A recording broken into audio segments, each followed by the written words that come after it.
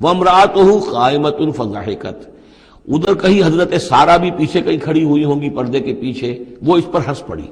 مطلب یہ کہ حضرت ابراہیم کی جو حالت انہوں نے دیکھی کہ میرا شوہر خوفزدہ ہو گیا تھا، تو اس کے اوپر کچھ ان کا معاملہ ہوا، فضحکت، وہ ہنسی،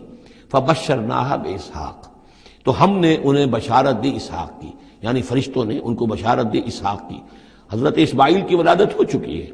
لیکن حضرت اسماعیل کو تو حضرت ابراہیم جا کر چھوڑ آئے ہیں، اور وہ تو مکے میں آباد ہیں۔ حضرت سارہ کی اولاد ہوئی نہیں تھی، اصل جو خاندانی بیوی تھی ان کی وہ تو حضرت سارہ تھی۔ حضرت ہاجرہ جو ہیں وہ تو بادشاہ مصر نے ان کی خدمت میں ان کو پیش کیا تھا، اسی لیے ان کو لونڈی بھی کہہ دیتے ہیں یہ، حالانکہ وہ شہزادی تھی، وہ بادشاہ کے شاہی خاندان کی خاتون تھی حاجرہ سلام علیہا، لیکن یہ کہ یہ یہودی کہتے ہیں کہ وہ تو لونڈی تھی، کنیز تھی۔ تو چونکہ اولاد نہیں ہوئی تھی حضرت سارہ کے ہاں، تو حضرت سارہ ہی نے کہہ کر پھر حضرت ابراہیم سے کہا تھا کہ آپ تعلق قائم کریں حاجرہ سے، شاید اللہ تعالیٰ آپ کو حاجرہ سے اولاد دے دے۔ لیکن جب وہ اولاد ہو گئی حضرت اسماعیل،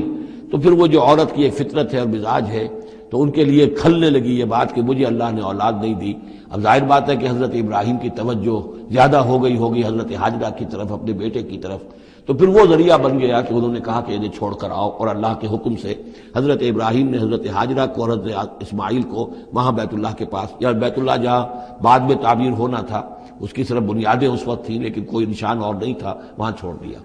اب یہاں جو ہے اولاد ہو رہی ہے، ان کی بشارت دی جا رہی ہے، تو حضرت اسحاق چھوٹے ہیں حضرت اسماعیل سے۔ فضحکت فبشرناہا باسحاق ومن وراء اسحاق یعقوب، اور یہ بھی کہا کہ پھر اسحاق کے بعد اسحاق کے ہاں ایک بیٹا ہوگا یعقوب، وہ بہت ہی ہمارے ہاں اس کا درجہ بہت بلند ہوگا، یعنی بیٹے کی بشارت پھر پوتے کی بشارت۔